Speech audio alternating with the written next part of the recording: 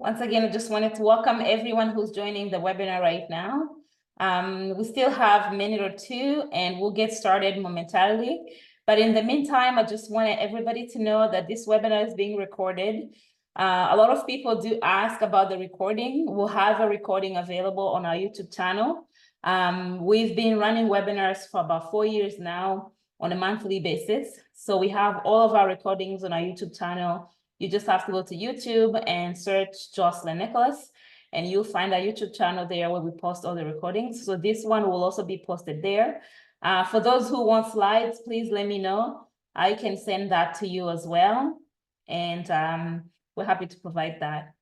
This webinar will be talking about first-time home buyers. So if you're a first-time home buyer, this is the right place to be. Right now in Canada, a first-time home buyer is anyone who hasn't owned a home in the last 4 years. So even if you had a home years ago, but you sold it more than 4 years ago, then you definitely qualify as a first-time home buyer. So anybody who's buying a home for the first time, or anybody who hasn't had a home in the last 4 years. Okay. We have a Q&A button, I could say button, I guess, at the bottom. And if you have any questions, please post them there. I keep repeating this because there are people who are just joining. We do have questions that were submitted ahead of time. We'll take care of those. But if you have questions, sometimes people have questions that are very specific to their situation. My preference is that those people book a one-on-one consultation and I can just walk through their numbers. Sometimes there is questions that I could not answer without context, right? Questions about, oh, I make 100,000, you know, if I want to buy a home, like for those questions, there's definitely more information that I need to get. So for people who are attending our webinars, I usually offer a one-on-one consultation and I can sit down and look at your specific situation, okay? Another question that we get a lot is about a location. I am in the Kitchener-Waterloo Guelph market. Myself, I'm an investor, which I will tell you more about as I'm presenting, but mainly I'm in Kitchener-Waterloo, Guelph, and of course I used to work in the Hamilton market, so if I have a client there, I'll go as far as there as well. We have a team of about 10 people, so we do have agents who are able to cater to different needs that people have in our market. So if you have questions about any topic at all, please feel free to reach out, be it rural or multifamily homes or investment properties. We do cover all that, and yes, we're on a team, as I said, of about 10 people. Okay. All right, it's about 7:02 and I'll get started. I like to start on time, so I'll get started. And as I said, if you have questions, please put them in the chat box. Okay, so my name is Joseline Nicholas and I'm a real estate broker. I'm also a full-time real estate investor. My husband and I started investing in real estate about 10 years ago, and we've been buying properties in Ontario, investment properties. Some of them we keep, some we sell, but I've been specifically working as a realtor for 5 years. Okay, so my story, I used to work for the government of Ontario, and then because my husband and I were buying properties and investing in real estate, our friends and family wanted to know how we do what we do. So I ended up getting my license just to help our friends and family, and then my career grew from there. In the first year, I knew exactly that this is what I was meant to do, and I quit my government job to do this full time. So today we'll be looking at a quick overview of the housing market in Ontario. We'll look at some statistics and answer any questions regarding that. We'll also look at insured mortgages versus uninsured mortgages. Majority of first-time home buyers end up with insured mortgages, especially if they're still working on a down payment. So the insured mortgage definitely gives you an option to go in with a less than 20% down payment. So that's why I wanted to cover that topic. We'll look at, some of the things that first-time home buyers are facing, the importance of supporting them. Of course, we're looking at affordability. We'll look at a summary of key changes impacting first-time home buyers.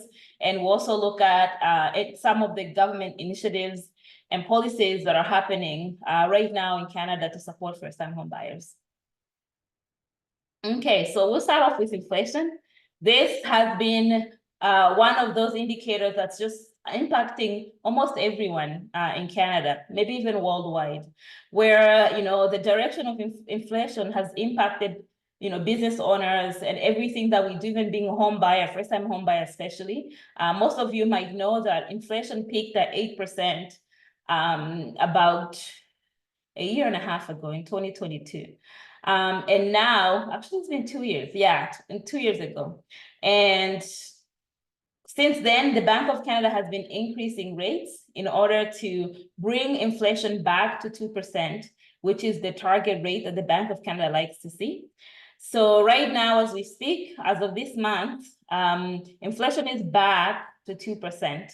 However, it fluctuates up and down. But one thing is that the Bank of Canada definitely has made indication that if inflation continues to stay at 2%, then they will continue cutting rates until we get to rates that are more reasonable and rates that are more sustainable for Canadians when it comes to affordability. In terms of interest rates, I like to show this big graph just so people can get an idea of where we are. You'll see that over the last 20 years, we have the highest rates than we've had in the last 20 years. The highest we had was at 5%, which is a few months ago. And now since inflation started coming down, the Bank of Canada has started cutting rates, and now we're around 4.25 for the overnight rate. Now, right now, we've seen banks that are offering really good terms and really good rates. In fact, I think the lowest I've seen right now is somewhere around 4.01, and that was a 5-year fixed term. And, we're definitely starting to see rates come down. And this is coming down from like 6%, because in the last few months, we had rates as high as 7%, in fact. Myself being an investor, I do have properties with higher rates just because I have more properties.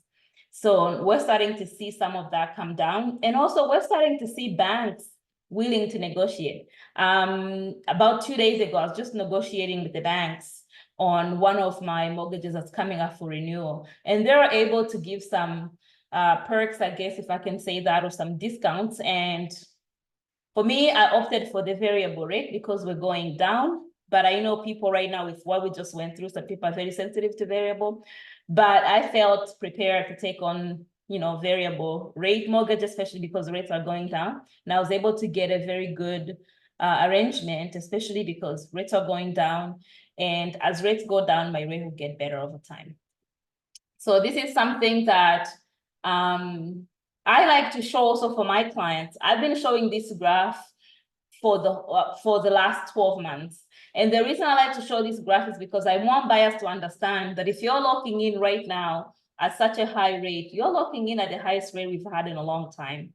So as you're making that decision of taking a fixed mortgage, definitely I want you to be aware that you're looking in at the highest rate we have. And before you make that decision, if you're taking a 5-year term, I want you to think through it, maybe even compare. That's another thing you can do. Run your numbers, compare, and see what the best case scenario is. I do have clients who cannot take the fluctuation of the variable rate, and they prefer to just take like a fixed mortgage. So in that case, maybe consider looking at it 2-year term versus a 5-year term.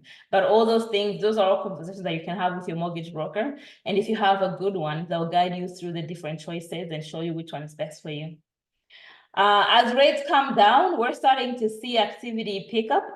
I would say probably like in August and July, activity was very, very low. We were in a situation where we have high inventory, so we have a lot of homes on market, but we have very, very few buyers. However, as of September and October, we're starting to see people come to market for listings that we didn't sell in the summer. We're starting to see them sell right now for better prices. So as rates go down, definitely we're seeing activity pick up. Another thing too that I wanted to mention is that right now among the economists, there's speculation that rates will start to go up with larger increments. Right now, it's been going down by 0.25. So they're thinking that now we're at a place where if everything is going well and inflation stays low, we might start to reduce rates by 0.5, which would be significant for our economy. Okay, so price. This is the one thing that everyone's always wanting to know about. And I like to show data going as far as I can. So this is the maximum data that we have right now for Ontario.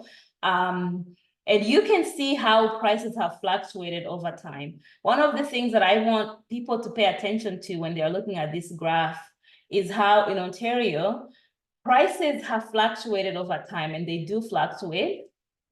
But one thing stays constant is that the long-term trend is upward.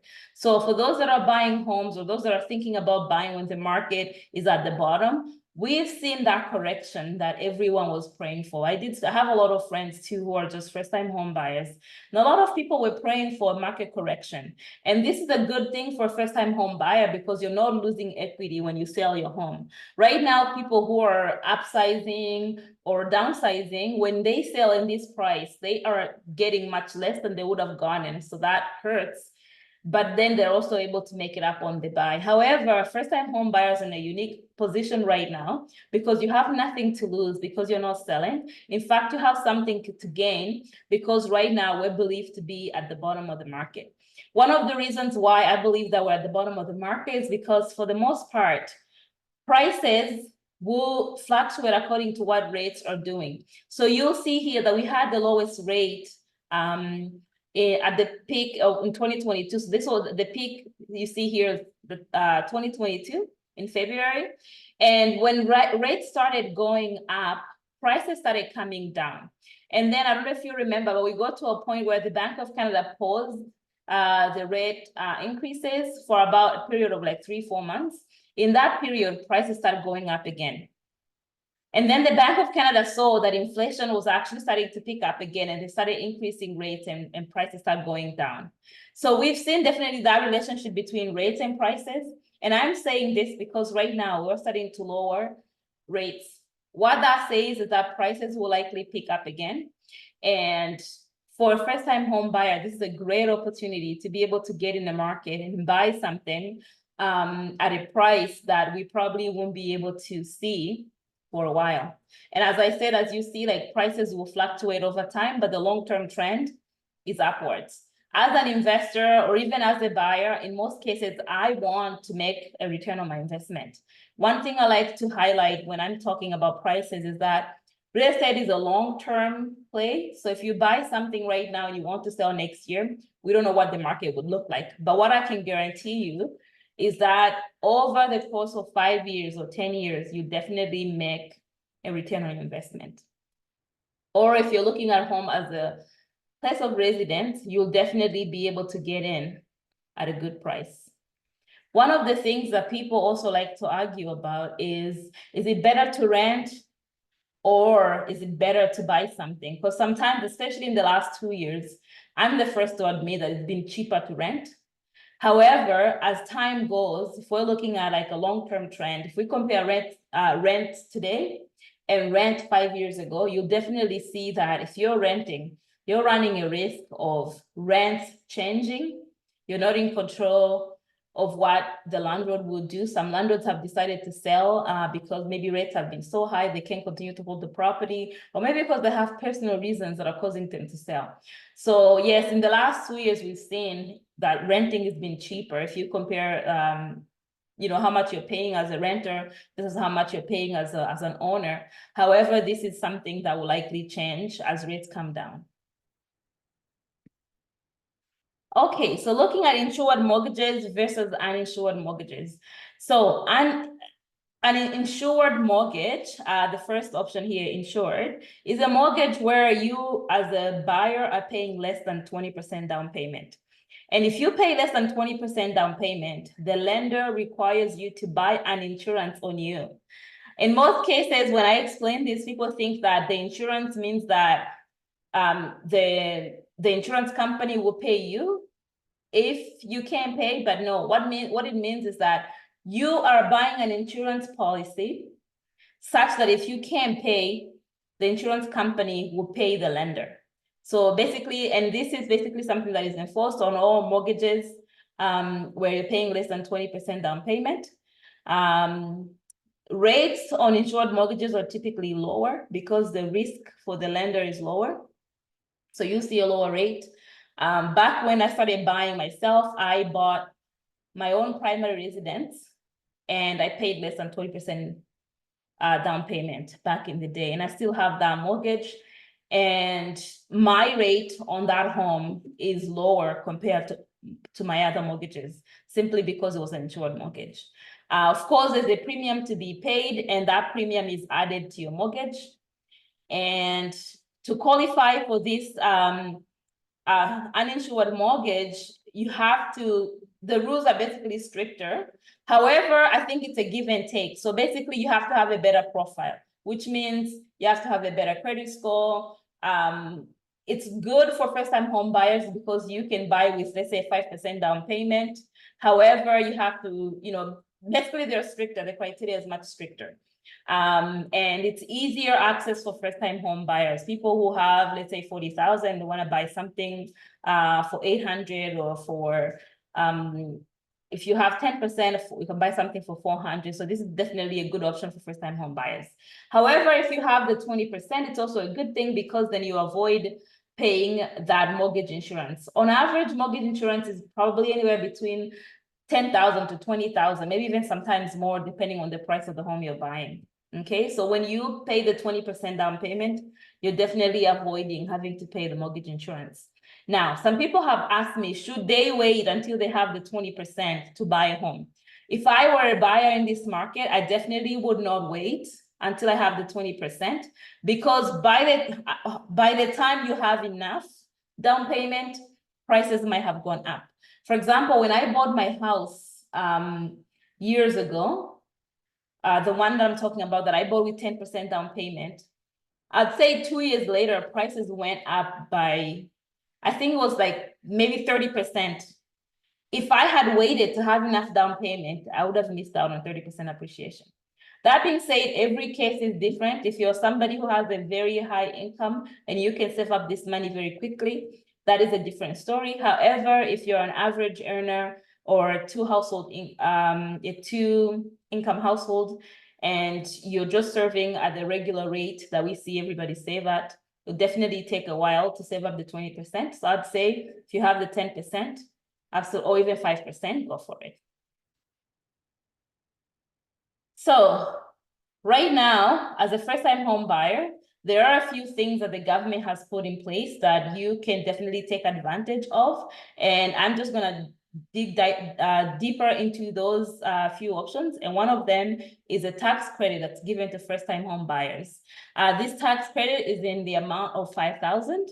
And you can claim this when you file your taxes, and it has to be within the same year that you bought. So if you buy a home in 2024, when you go to file your 2024 taxes, that is when you can claim that tax credit. And it ends up resulting in a tax rebate of up to $750, depending on your tax bracket. So in order to qualify, you must buy a home that meets the criteria. Basically, in this case, it has to be a residential home, and it has to be in Canada. There are a few criteria there where if you buy a home, and it has to be in that year, as I said. So if you're buying something in 2024, make sure you ask for it. Tell your accountant when you're filing your taxes for 2024 that you bought a home. Same if you buy in 2025, when you go to file 2025 taxes, make sure you tell your accountant that you bought a home. Okay, so another unique benefit for first-time home buyers, something that you get to do that every other person can do, is that if you've been a worker for a while and you had an opportunity to put money into your RSPs, you can tap into your RSPs and borrow from your RSP account up to $35,000 for a single person or $70,000 for a couple, and you can use this towards a down payment. The only condition here is that it has to be repaid within 15 years. So if you're somebody, this is usually beneficial for people who are buying their first time home. They're buying their first home, but they don't have enough down payment. In this case, if you've been working for a while and you have RSPs, you can definitely borrow from that. And if you have questions about that, please let me know. But you can borrow penalty-free, so there's no penalty, unless you don't pay within the 15-year period that they give you, in which case you'll have to, they basically just tax you on it as if it was income that you took.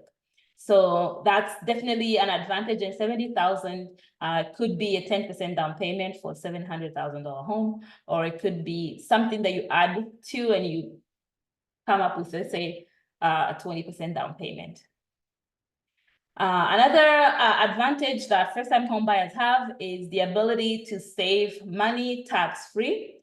So you get to put $8,000 per year in your bank account, and this money is tax-free. So that means that if you invest this money, it basically works like a tax-free savings account, but it's for first-time home buyer, okay?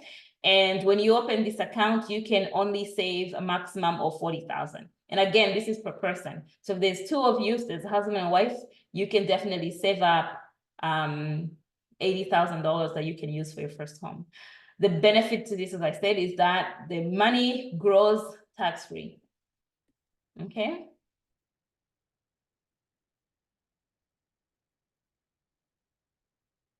Just give me 1 second. I see here that we're getting some questions. I'll get to them at the end, but I just wanted you to know that I saw the question.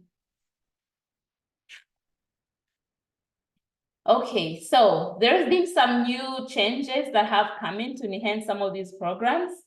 And I will definitely talk about this. And one of the reasons why I took time to talk about insured mortgages is because majority of first-time home buyers do take these insured mortgages, and there's been restrictions on these mortgages that would restrict basically the first-time home buyer to a point where they would not even compete with someone who's, let's say, upsizing or downsizing into a home. If they're competing for the same home, the person who's not a first-time home buyer would have advantages. So I will just dive deeper into those.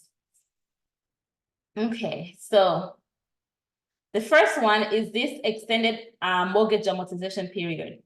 So before the change was made, first-time home buyers who have an insured mortgage could only go to a 25-year amortization. And what that means is this is basically how long it will take you to pay your mortgage up. And give me 1 second, I think. So for usually what this does is if you're paying your mortgage up in 25 years, your monthly payment is higher than a person who can pay them, who has the option to go to 30 years. But right now, as of December 15, 2024, insured mortgages can go to 30-year amortization. And what that will do, it will lower your monthly payments. So now you can afford this home and you can compete with someone who's, let's say, paying a 20% down payment. Initially, in fact, I saw situations where the buyer, qualifies for the home and everything is good, but they can't purchase a home in a certain price point, because at that price point with a 25-year amortization, the payment is just too high and they can't afford it.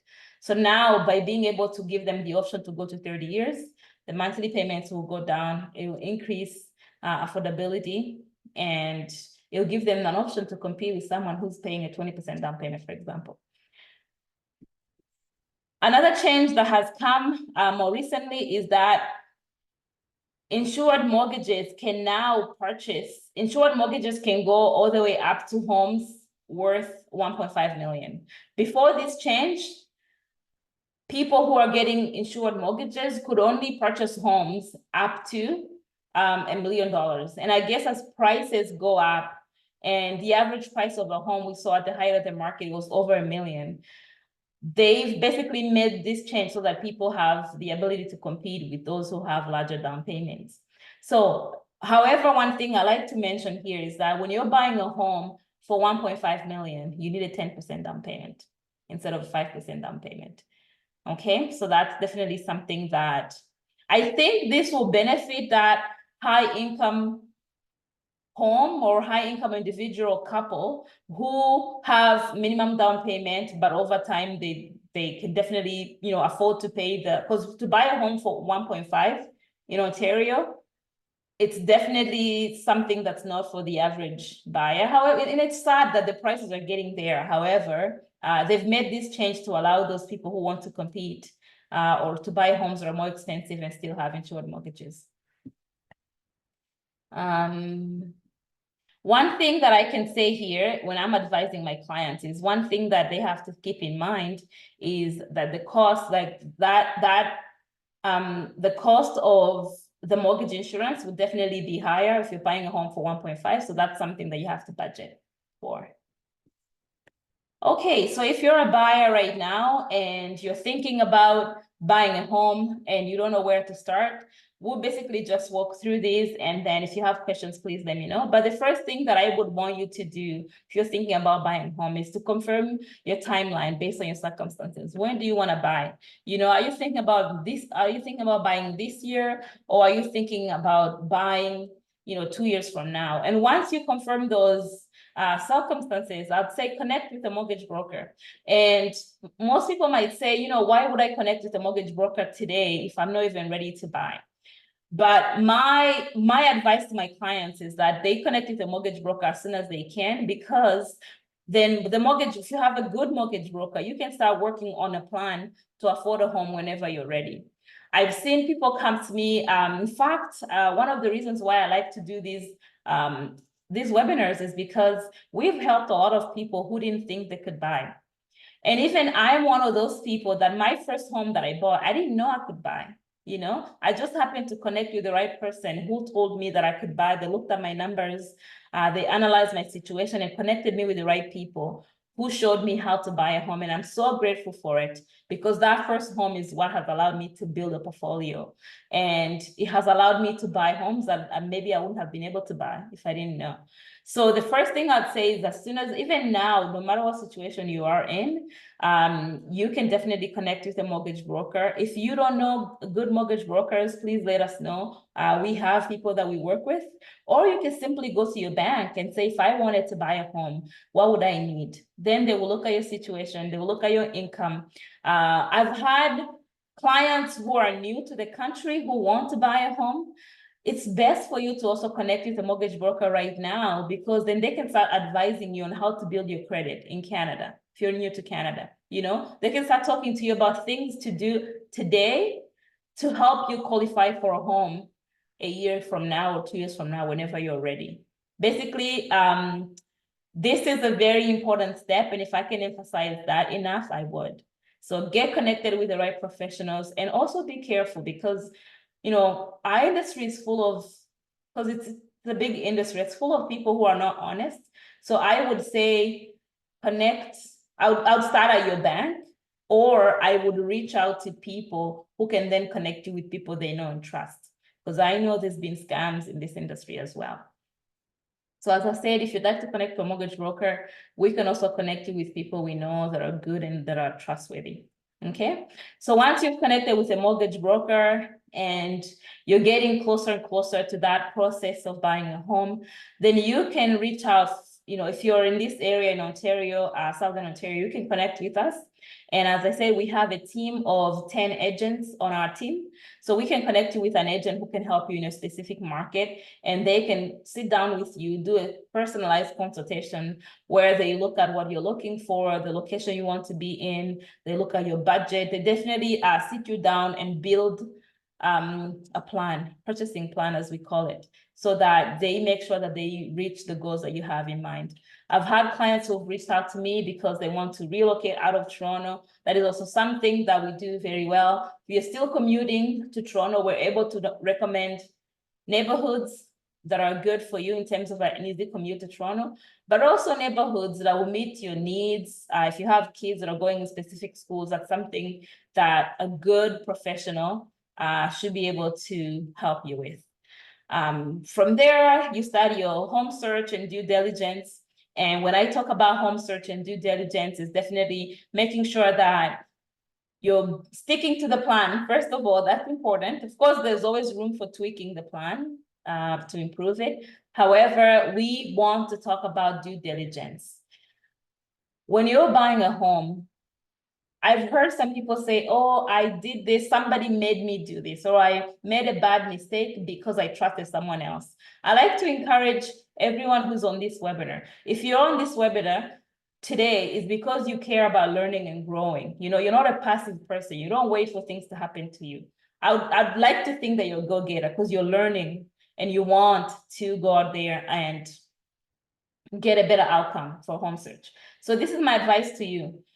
Do not rely on other people to feed you information. I'd say, of course, you listen to your professionals, but for example, make sure that you do a home inspection on a home. Right now, we're in a market where it's easy for you to go out there and negotiate some of the best terms I've ever seen. You know, you can have, you know, in fact, I just did a transaction where the condition period is 10 days. That allows the buyer to go out there and take time, do their due diligence, bring in a home inspector, make sure that the mortgage is actually, you know, applied for and it will be approved. Those are key things that most people will forget about, but they're very important. If you're buying a home that is a condominium or that's in a condo arrangement, make sure that those status certificates, the condominium documents are reviewed by a professional lawyer, because if you skip any of these steps, this could cost you a lot of money. Okay. And of course, on top of that, make sure that you're working with professionals that you can trust. Because as I said, our industry is huge and not everyone is trustworthy and not everyone understands that they have to do the best for the client. Okay. Once we do a home search, we find a home, we do our due diligence, then we move into a phase of negotiating. And as I was just saying, one of my favorite things right now in this market is that you can negotiate terms that are very favorable to you as a buyer. You know, we had a season where people were buying homes without any conditions, or like things were moving so fast, you know, there was just multiple offer situations. That is not the case today. Right now, we are seeing people come up with creative terms and be able to negotiate not only on the terms, but also on price, you know. While, you know, our market has moved up and down in this season, I've been able to buy a few homes myself. And it's incredible how much you can get away with right now, just because there's not a lot of demand and there's fewer buyers. And a lot of people right now, there's a lot of sellers who must sell, you know. And one of the things that right now, even I think about as I'm talking, is working with builders. There's a time where builders would not negotiate if you're buying a brand new home. But right now, we're in a season where builders have to sell the inventory they have. And you can definitely get away with negotiating with them and getting a better price and better terms, or getting free upgrades. You know, we've had clients who get maybe like 50,000 in free upgrades from a builder. So right now is the season, and we don't know how long this is going to be there for, especially as rates come down. Okay. So this is another incentive that I put at the bottom, just because people ask me about it, but this is no longer, this is a first-time homebuyer incentive that's no longer available. This was a program where the government would give you a portion of your down payment in exchange for equity in your home. I think a lot of people have heard about it, where the government will give you 5% or 10%, and you would add that to your down payment. And in the long term, the government would own a portion of your home. So as your home appreciates, that means that the portion that the government owns is also appreciating. So it was just too tight, and you have to have a maximum of 120,000 income, and it wasn't working very well. So because of that, right now, as I was looking for I was researching. I knew that most people weren't applying for it because, first of all, it was harder to qualify, and for the second of all, people didn't want to give up equity in their home. So I just wanted to put it out here to say, right now, this program is no longer it's no longer accepting new applications, and I think they're phasing it out simply because it wasn't working. Okay. So that's the presentation. Right now, I'll just dive into questions. There are questions that were submitted ahead of time. So if you see me looking at my phone, I'm just pulling those questions up. But if you have questions right now, please put them in the chat box and I will get to them, okay? All righty. So the first question is, as a first-time home buyer in Canada, I am facing the dilemma to buy or wait for rates to fall. What's your advice? Okay, so this is a good question. There's a saying that goes like this. You date the rate, but you marry the house. Okay. Basically, what it means is right now, as you're buying, a rate is a short-term factor, if I can say that. And the house that you're buying, that is your long-term investment or long-term home for your family. My advice in this situation is because right now, rates are high, prices are lower than what we've seen. I'll just go back to that graph. If I were a first-time home buyer right now, I would be getting in the market as soon as I can. So if you have your down payment and you're ready to go, I would say buy now. Because as I said when I was presenting, we've seen that there's a strong relationship between rates and prices. And as rates come down, prices will go up. So I would even challenge you to budget to pay a little more right now, especially if you have like a variable rate mortgage. Right now, I was just telling you that I just negotiated a variable rate mortgage, and it's not that bad, you know? And it's a rate that I can hold right now. And as I know that rates are coming down, my mortgage payment will go down over time. So I would definitely say buy now. And as rates go up and as rates go down and prices go up, you can even refinance 2 years from now, or you can take a 2-year term or a 3-year term. But I would say let not the rate deter you from getting into the market, because once prices start going up, we don't know if it will be affordable for people to get into the market again. One thing too, like as I'm looking at this graph, you see that as we see fluctuations, there was a big correction in 2017, but very quickly prices started going up again. And before we knew it, like prices were basically, they returned to their high. So right now, like the highest we've had right now was in 2022. And of course we've corrected, and we don't know how long it will take before we go back to 2022 prices. Okay, so the next question is, okay, I'll answer some of the live questions right now before, and then I'll go back to the ones that were submitted ahead of time. Do I need mortgage insurance if I have life insurance? Yes, you do, because those are two different insurances. Life insurance is insurance on you, and that money on life insurance is paid to your family. However, with mortgage insurance, this is required by the lender, such that if anything happens to you, or if you can't pay, right, then the insurance company pays the lender. Okay, and with life insurance, they only pay when you pass away. However, with mortgage insurance, they pay when you can't pay. For example, if you lose your job, you go bankrupt, you can't pay, then the insurance company will pay the lender. So yes, those are two different insurances. Can you please send the PowerPoint? Yes, I can share the PowerPoint. This webinar is also being recorded, and we'll have the recording available on our YouTube channel. We'll also actually send it out. We'll have our team send it out to the attendees. So if you'd like a recording of this webinar, we'll make it available. But we also have a YouTube channel where we post all the webinars we've been doing in the last 5 years. And to find our YouTube channel, you just have to go to YouTube and type Joseline Nicholas. You should be able to see all the webinars we've done in the past. Okay. I'm in the process of buying a condo, but my mortgage broker says only credit union will give mortgage for my condo. What the rate of credit union I heard is very high.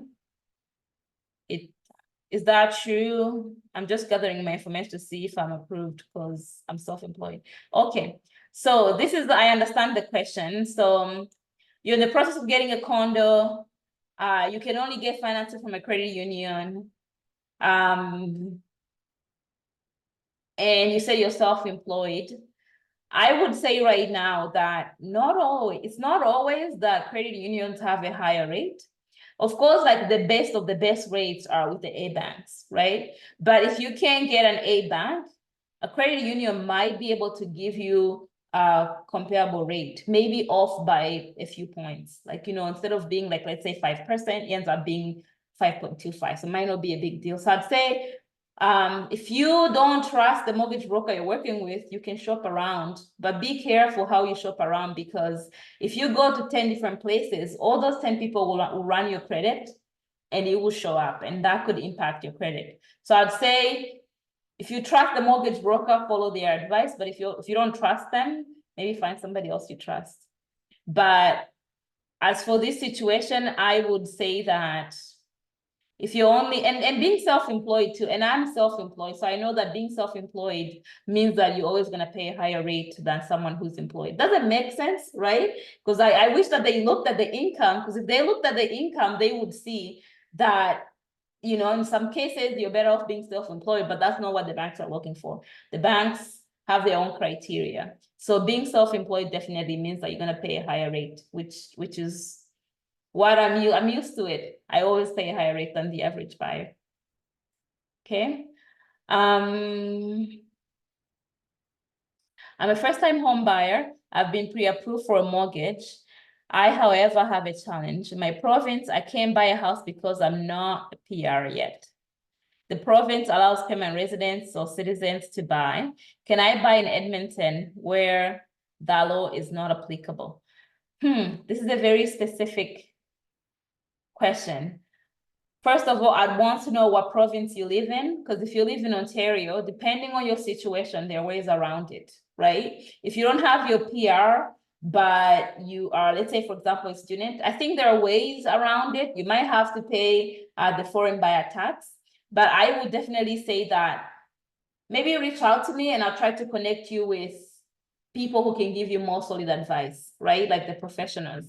But to answer the second part of your question, can you buy in Edmonton? Buying where you don't live always comes with a risk. If, for example, you live in Ontario and you're buying in Edmonton, you have to be careful not to overpay. Like, do you even know that market? Do you know a good professional out there? Because right now, what I'm seeing is that the Alberta market is also struggling, right? So I'm seeing, in fact, when you go to Alberta, because I like to travel over there, you see a lot of Ontarians overpaying for homes that are not even worth it. Like that, for me as an investor, it upsets me because people are losing money without even knowing it. There's a time I also had a client who bought something in Saskatchewan. And for the most part, Saskatchewan homes don't appreciate, they depreciate. So how do you bring back the money to Ontario?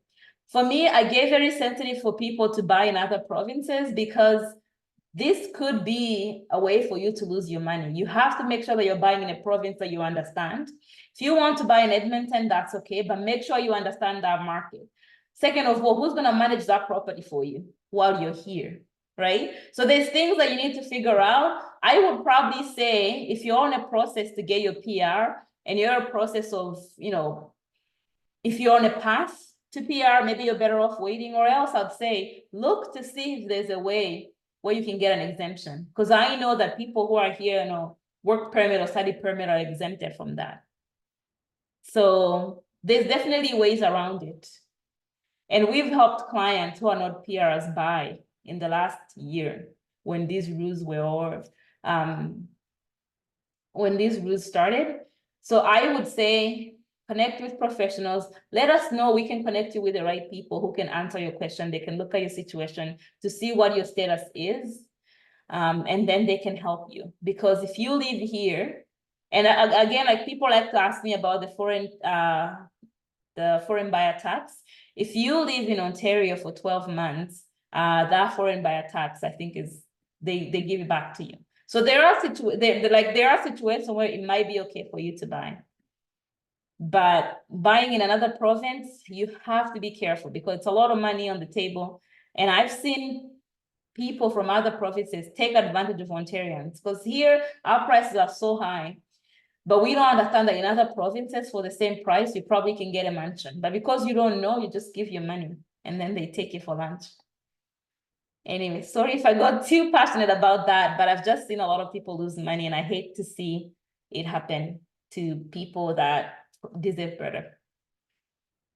Okay, so that one's answered. I'll move on to the next. Okay, so someone would like to send me an email. I'll give you my contact information here. There's a slide that had my contact information right here. Okay.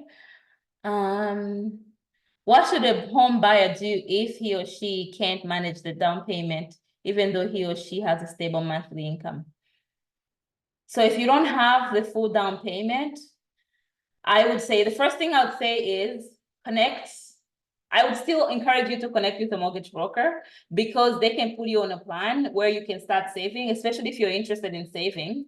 You can definitely start saving to see if you get to your goal. For the most part, if you're buying a home with a 5% down payment, that is a manageable down payment to save compared to 20%. We've seen buyers work with their families. In fact, there are statistics where most first-time home buyers right now, at least a good percentage of first-time home buyers, they are buying with the help of mom and dad or family, where you can get a gift from family members. Some people have assets in other countries. You can sell assets in other countries and bring that money here and use it to buy a home. Or I've seen situations where people would do partnerships. So we've seen a situation, but you have to be very careful with partnerships because it can end very badly. You don't just jump into it, make sure that you have legal contracts in place. So I've seen people, like, for example, I've seen situations where parents and their child, their kids will buy a home together. And then when the home appreciates enough, the child will refinance to pay the parents off. Or I've seen situations where two families will buy a duplex and each family will move in one of the units. But you have to be careful, as I said, because if the relationship goes sour, you have to have a way out. So for me, the way I write contracts, when I'm getting myself into any partnership, I always assume that things will go bad because you only need a contract when things go bad. So sometimes people, they go in without any way out, or they're assuming that things will always be rosy. With contracts, unfortunately, you only need them when things go bad. So when I'm writing one or I'm getting into any relationship, I always assume that things will go bad and then you protect yourself, right? Because you write a contract with that mindset. And if everything goes well, then that's a win-win. You'll never need the contract anyway. So it's a win-win, okay? So there are definitely multiple ways to go around it. If you have a stable income, see if you can get on a budget and save, or see if you can work with family members to come up with a down payment. Okay. I'm getting to the questions. I already answered about the email. Oh, okay, so the person was in BC. I don't know much about BC. I wish you were in Ontario, but I would probably say connect with some people in BC. Like, if you go to your bank and talk to them, I'm pretty sure there'll be even like investment advisors who can walk you through the home buying process. Even I would say reach out to a local real estate brokerage locally, and they can connect you with, let's say, a mortgage broker. I feel like sometimes when you're in that position, you just need someone who can take you from point A to point B. And if you're in Ontario, I'm happy to do that because somebody did that for me, and that's how I was able to buy a home. Okay, so make sure that you're connecting with people who can help you go from point A to point B. Okay, so I have a question here, and it's, what is the average price of a 3-bedroom home in GTA, and what income is required? That's a good question.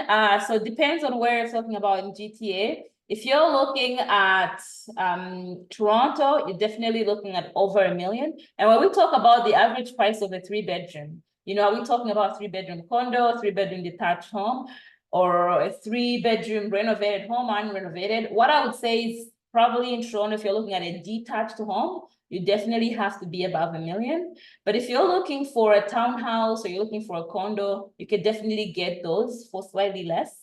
How much income you need to qualify? I would probably say connect with me and I can look at your situation. I can connect you with a mortgage broker who can look at your situation and recommend a strategy, because the income required depends on a few other factors. Like we were saying, like how much down payment do you have? Because when they're looking at qualifying you, they'll look at the down payment. Do you have 20% versus 5%?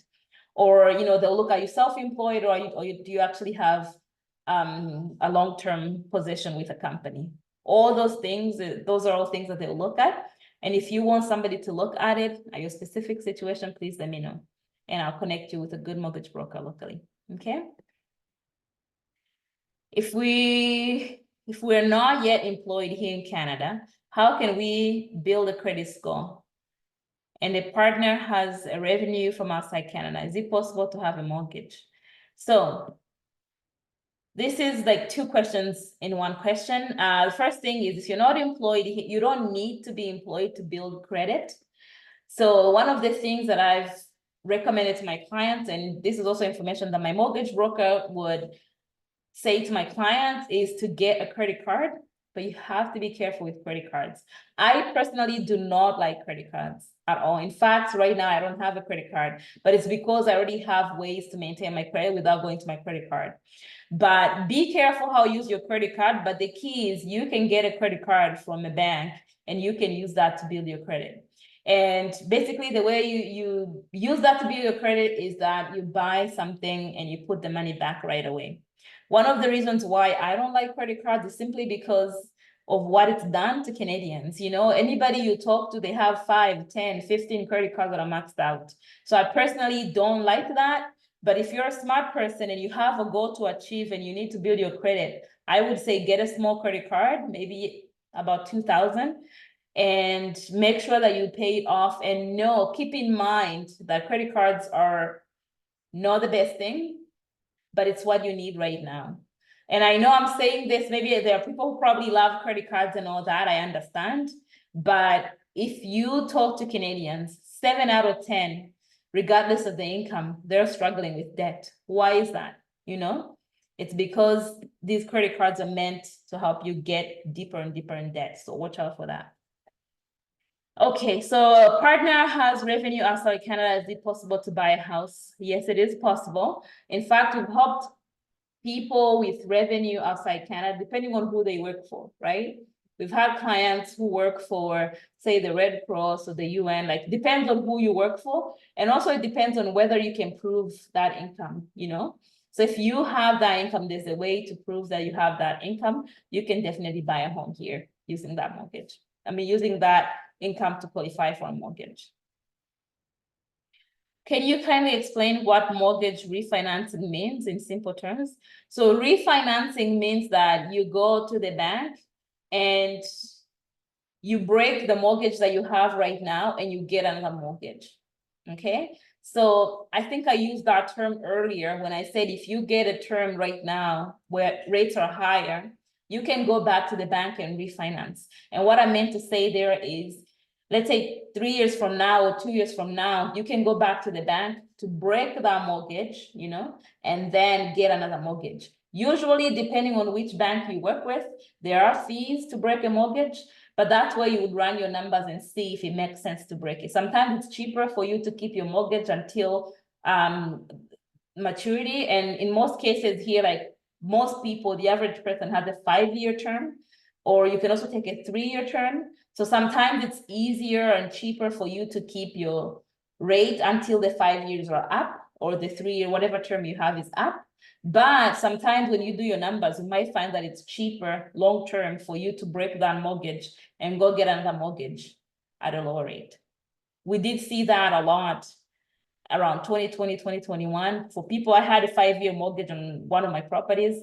I broke it. It cost me like 12,000 to break it, but I got a 2% mortgage that is just coming up for renewal. So for 5 years, I was able to take advantage of a much lower rate. Okay. So how easy or difficult is it to switch a mortgage from a private lender to a traditional lender? This is a good question, and I'll tell you why. Because one of the changes that the Bank of Canada, the government has brought in It's for the ability for people to be able to switch lenders without a stress test. So they've just made it easier. The reason I didn't discuss it in this webinar is because that applies for people who already have mortgages. So it wouldn't be applicable to first-time home buyers. But definitely, right now, it used to be that if you're switching lenders from a private lender to a bank, you'd have to re-qualify or you have to do another stress test. For those who probably people are going to ask what a stress test is. Right now, if you to qualify for a mortgage, they have a rate.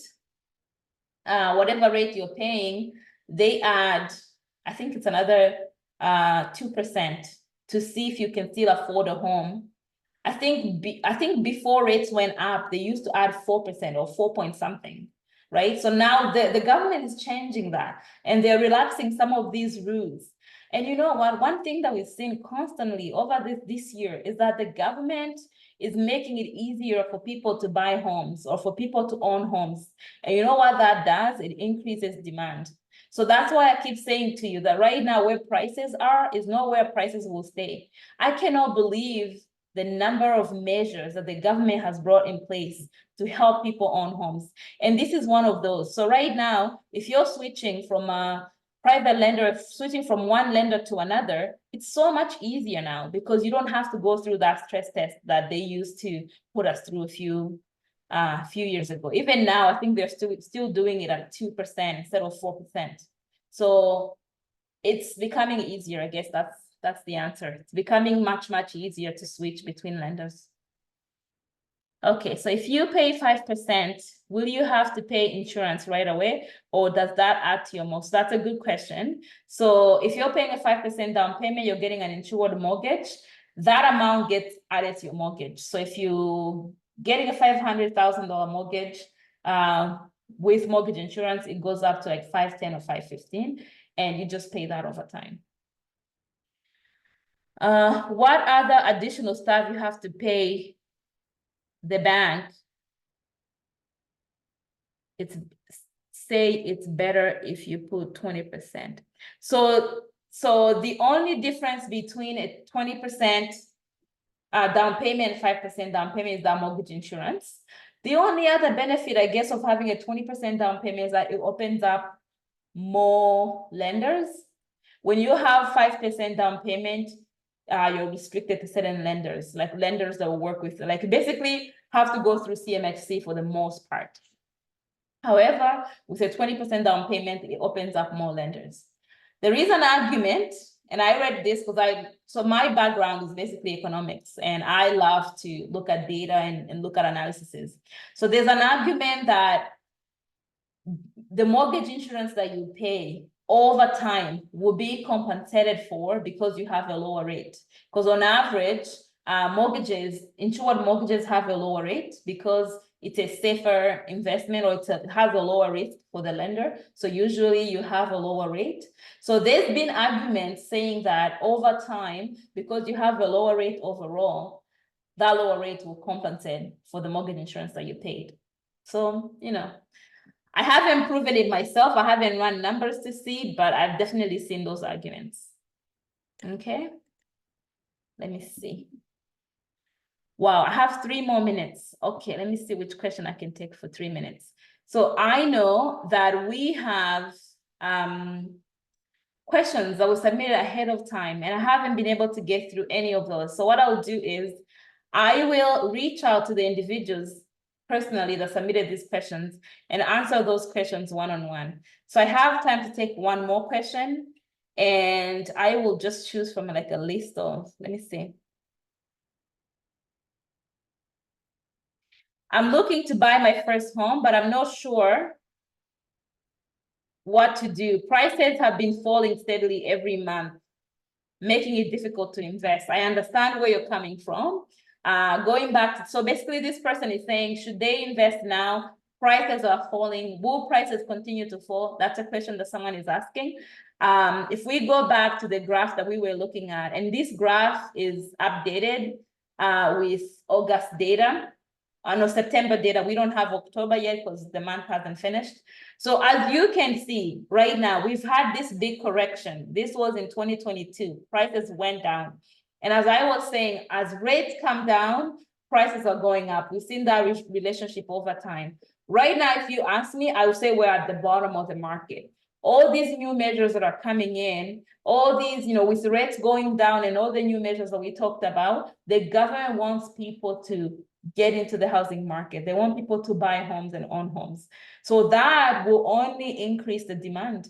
And we know with Economics 101, if demand for good goes up and the supply, we know about supply, right? There's not enough homes being built in Ontario.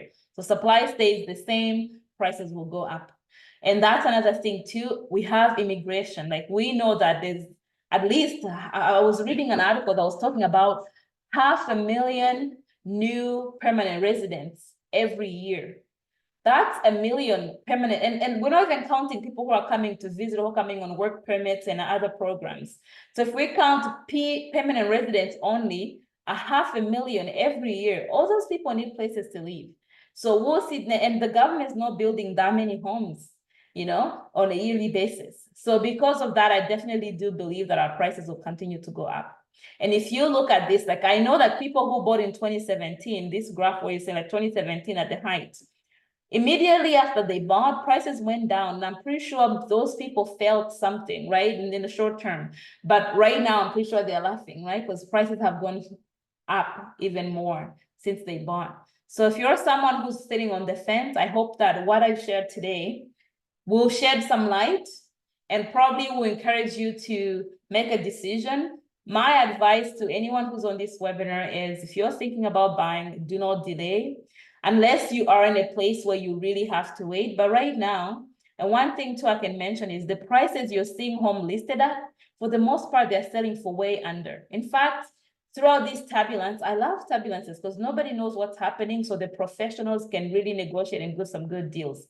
We bought a house where we paid $200,000 under asking, right? Whatever the asking price is, we were able to get 200, it's incredible. It's unbelievable. You cannot do that in a seller's market. But right now we have an opportunity where buyers can go in and get incredible deals.